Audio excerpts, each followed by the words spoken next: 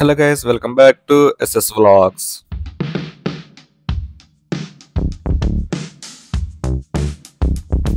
ఈ ఎగ్జిబిషన్ హైదరాబాద్లో కుకట్పల్లిలోని Nexus mall పక్కనే ఉంది.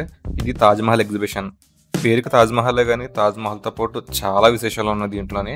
సో ఎక్కడ మిస్ అవ్వకుండా స్కిప్ చేయకుండా చూడండి. మొత్తం అంతా కూడా మీకు చూపించేస్తాను. ఇందులో డిఫరెంట్ సెక్షన్స్ అయితే ఉన్నాయి. సో ఎక్కడ స్కిప్ చేయకుండా చూడండి. ఈ ఎంట్రన్స్లోనే మనకి రోబోటిక్ యానిమల్స్ ఉన్నాయి. అది ఏనుగు తొండము, చెవులు, పైన మనుషులు కూడా మూవ్ అవుతున్నారు. ఇది ఎంట్రన్స్ అటు ఇటు కూడా రెండు ఉన్నాయి. ఇవే కాదు, ఇలాంటి రోబోటిక్ బర్డ్స్ అవన్నీ కూడా లోపల చాలానే ఉన్నాయి. వెయిట్ చేయండి, మొత్తం చూపిస్తాను.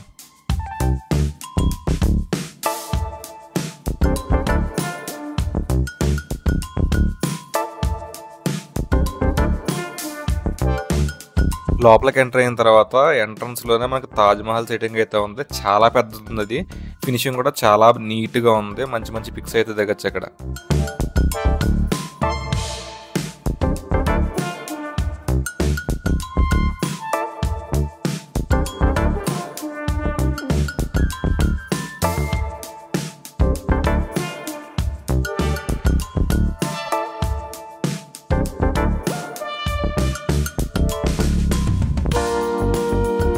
రోబోటిక్ యానిమల్ సెక్షన్కి అయితే ఎంటర్ అయిపోయాం. ఇక్కడ ఉన్న పక్షులన్నీ కూడా మొత్తం రోబోటిక్, అన్ని మెకానికల్ మూవ్మెంట్ ఉంది.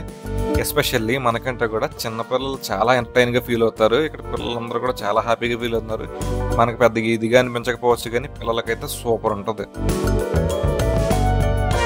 ఈ రోబోటిక్ పక్షులే కాదండి, రియల్ పక్షులు కూడా నెక్స్ట్ సెక్షన్లో మీకు చూపిస్తాను. ఎక్కడ స్కిప్ చేయకండి. ఇవన్నీ రోబోటిక్ కదా, ఇలాంటివి మొత్తం అన్నీ కూడా రియల్ పెట్టారు.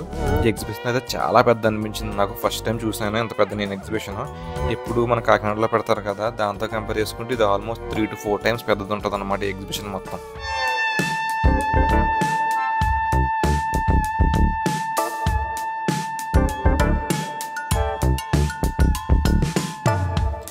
మీరు అబ్జర్వ్ చేసుకుంటే ప్రతి పక్షికి కూడా వెనకాల ఒక ఫ్లెక్స్ పెట్టారు చూడండి, బ్యానర్. దాని మీద వాటి ఒరిజినల్ పిక్స్ అయితే ఇచ్చారు. ఆ ఒరిజినల్ పిక్స్ చూసి మనం ఇక్కడ యానిమల్స్ ఏంటన్నది కూడా తెలుసుకోవచ్చు. ఇది కొంచెం చూడడానికి డైనోసార్లో నాకు చూడగానే డైనోసార్ గుర్తొచ్చింది. ఎవరన్నా జురాసిక్ పార్క్ లాస్ట్ మూవీ చూసింటే అర్థం అవుతుంది అనమాట దానికోసం.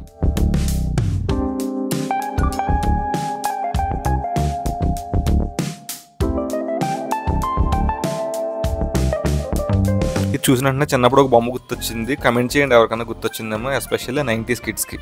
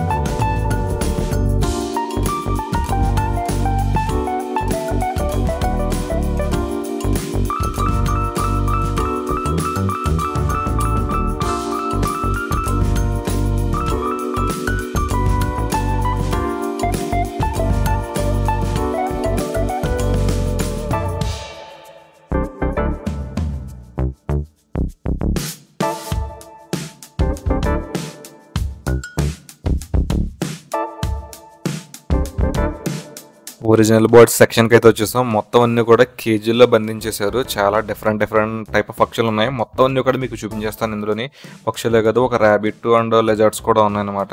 ఈ కేజ్ కనిపిస్తుంది కదా, మొత్తం అంతా కూడా ఫస్ట్ టైం నేను చూసిన వెంటనే ఖాళీగా ఉందనుకున్నాను కేజ్, బట్ అలా కాదు, ఆస్ట్రిచ్ ఉంది అందులోని. ఇవన్నీ కూడా అడవి కోడి పుంజులు అనుకుంటాను. కొంచెం పుంజుల్లాగా ఉన్నాయి, కోడి పెట్టల్లాగా పక్షుల్లాగా ఉన్నవన్నీ ఇవన్నీ. మొత్తం అన్నీ కూడా చూపిస్తాను. నేను వాయిస్ ఓవర్ ఇంకేమేమో మ్యూజిక్ పెట్టేస్తాను. వీటి గురించి ఎక్స్‌ప్లెయిన్ చేయడానికైతే ఏమి లేదు.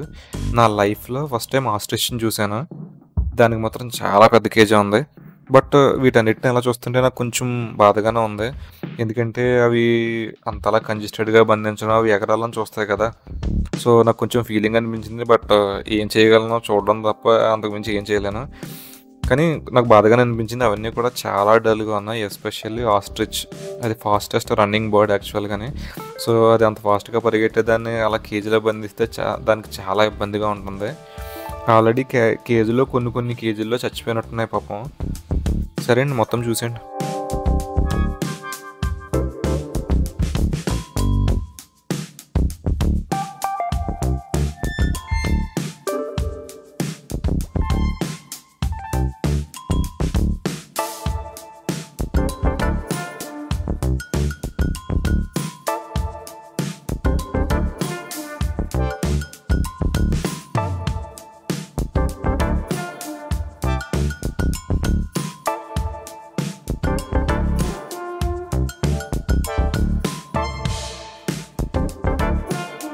ఈ పక్షుల కేజ్‌లో చూసారు కదా! అక్కడ మొత్తం గుడ్లు పెట్టేసాయి. అక్కడ బ్లాక్ బాక్స్‌లో అవి గుడ్లున్నాయి. ఒక గుడ్డు ఆల్రెడీ పొదిగేసినట్టుంది. 2 గుడ్లయితే ఇంకా పొదగలేదు. అండ్ ఇక్కడ మీ పక్షి దగ్గర ఆ బౌల్‌లో చూసుకుంటే ఒక పిల్ల చచ్చిపోయింది పాపం. అయినా మీకు ఆ పక్షులు చూస్తేనే అర్థమైపోతుందిలేండి ఎంత డల్‌గా ఉన్నాయో పాపం.